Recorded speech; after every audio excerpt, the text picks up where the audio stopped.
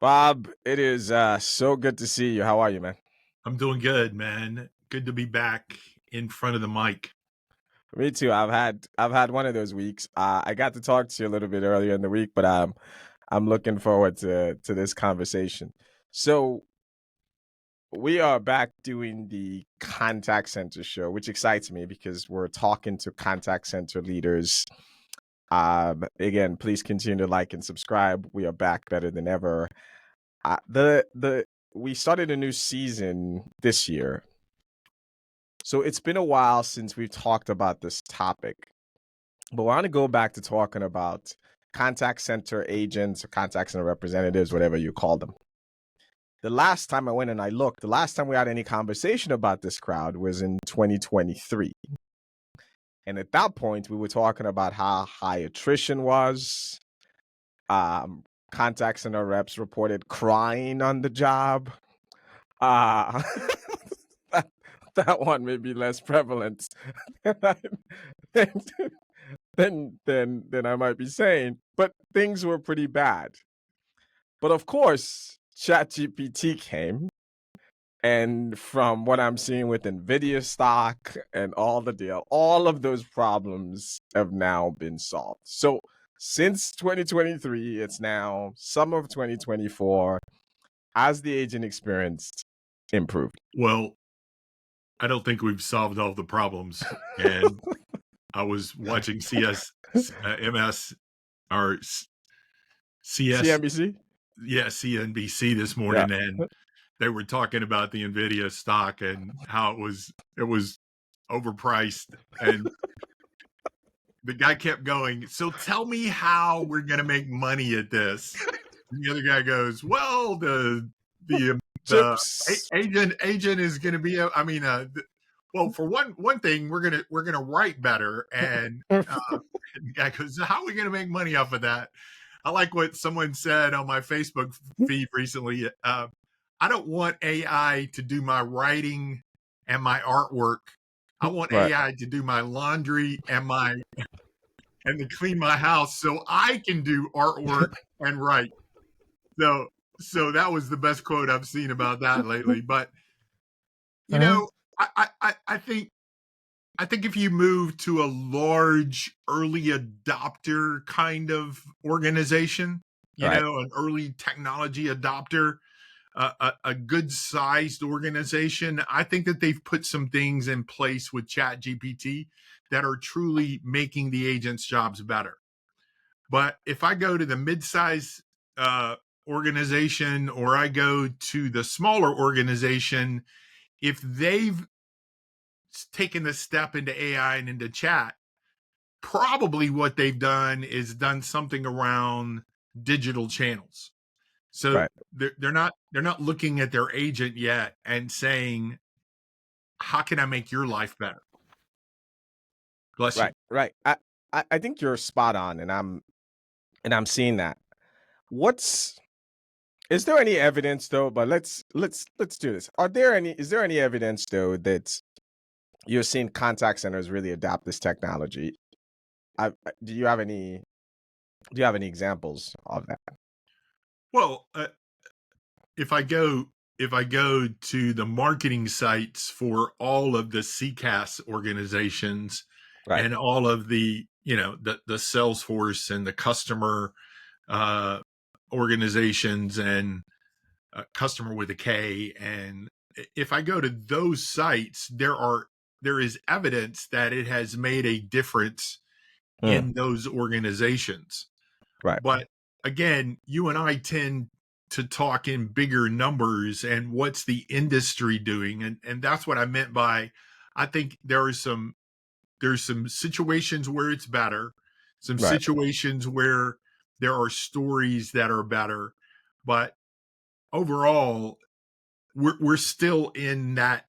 Well, here's a word for you: the botitization Yeah. of contact centers, right? I mean, we've spent our money on bots. We spent our money. I love something you said to me the other day on the phone is we've spent all of our time trying to take things away from the agent Right. instead of trying to give it give something to the agent that makes their life better.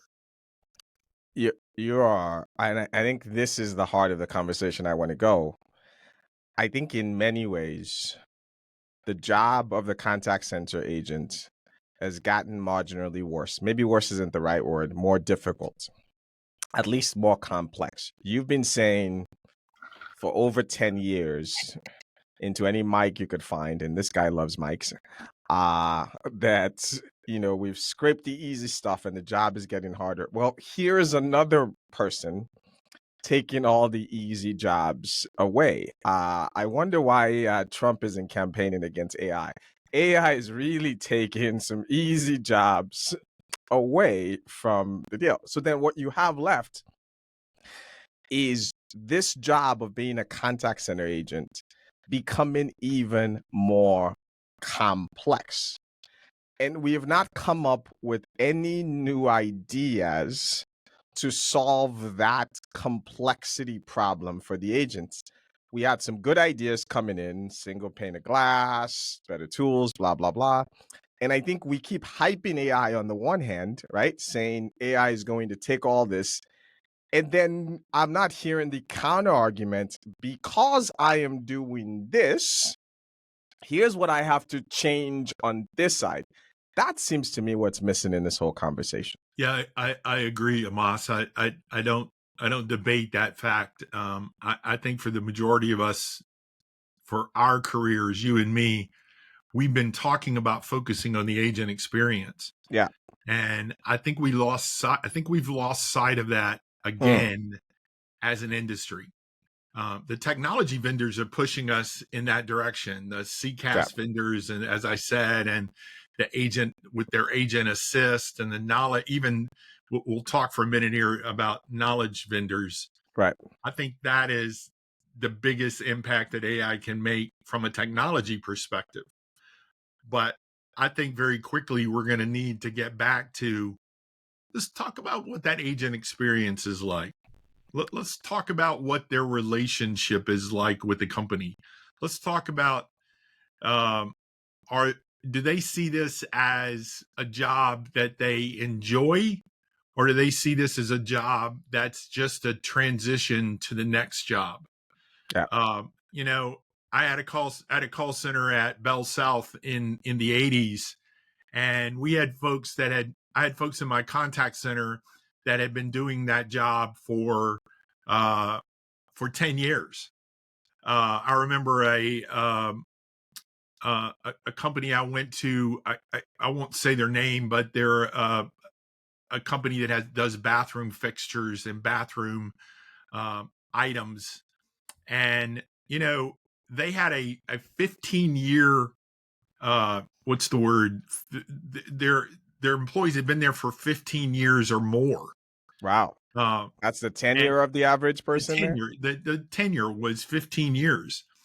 I don't think we're seeing that in contact centers today. No, Uh, no, but no, no, no. uh, and I don't even know that we're seeing 3 and 5 year tenures. I need to do some research on that before we talk about it. But um, Yeah. I, I think I think you're right. And I want to leave folks, as we leave here with some practical things to do, which is I think I think let me just first say that there is a school of thought. I love the word Bob you just introduced into my lexicon. I don't love it because I don't want more consultancy words in my head. The botization of everything. I want to speak more like a human than a consultant. But if it's you get a bot, you get a bot, you get a bot. Fine.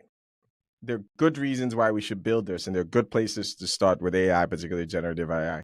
But put that to the side, right? And by the way, if you want to build a bot, I build some of the greatest bots. That's fine. That's yeah, great. We could I was just about to say your team has some of the most creative ways to use bots of we, we anybody on the planet. we could do that.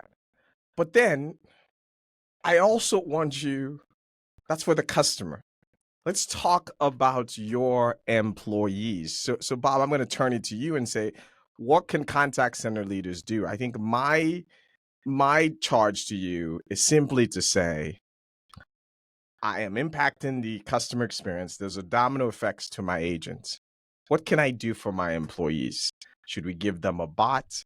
How can we make the employees the center of your customer advocacy? I'm not saying don't deflect, don't, of course, you got to do that, but they're still going to be there. Stop buying into the hype that they're going away. This one's deep. This one's big. This one is one that nobody has ever thought of before, except every consultant in the world. You need to talk to your employees. Yes. Like, you need to sit down with your agents and understand from them what's consuming their day. What is taking time? What are they struggling with? All the questions that you should be asking your agents anyway that you probably aren't, which is understanding what the problem is. And instead of taking AI and saying we're going to implement AI and we're going to solve problems, we have these problems. How can we use AI to solve them? Can we use AI to automate some of the processes? Possibly. But customers want to talk on the telephone. We won't get into the statistics on this show. We'll talk about it in the future. But customers still want to talk on a telephone. So, by the way, you also can stop telling me, did you know you can do most of the things on our website? I know that. You don't have to remind me. I actually dialed a phone number to talk to somebody. Yes, I'm aware. I can do this on the. I am aware of the internet. I have heard of it. Exactly. Seems like there is a new thing out there called the internet. So that's number one. But number two is you need to talk to your employees, and you need to understand again. Okay, we did all of this. We implemented the bot. We are talking about a bot. What can we do to make the agent's role more effective? I think from a technology perspective, over the next couple of shows, we're going to talk about knowledge management and what the impact can be there.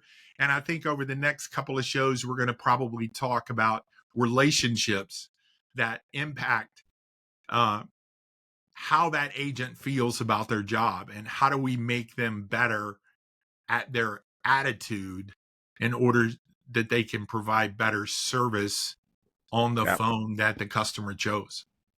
That's a good place to leave it. We like to leave folks with a quote or something interesting. I think mine's going to be the quote that says, take care of your people and they'll take care of your customers. I don't know if it was Zig Ziglar or who gets credit for that quote. And I think that was true 100 years ago. That continues to be true today. What about you, Bob? Mine is by the legendary thought leader, Bob Saget. Of course. All the way from Hollywood. What is it? Valuable people are often undervalued. So true. So true. So true. Like, we undervalue that agent. We value the bot because we spent money on it, but we undervalue the value of the agent. That is so true. That's a good place to leave it. I want to thank everyone for listening. We are back, the Contact Center Show. This is a new and exciting season.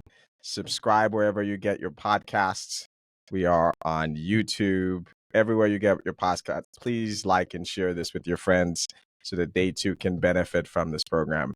And until next time, Bob, it was great to see you, man. Great to see you also, Amos.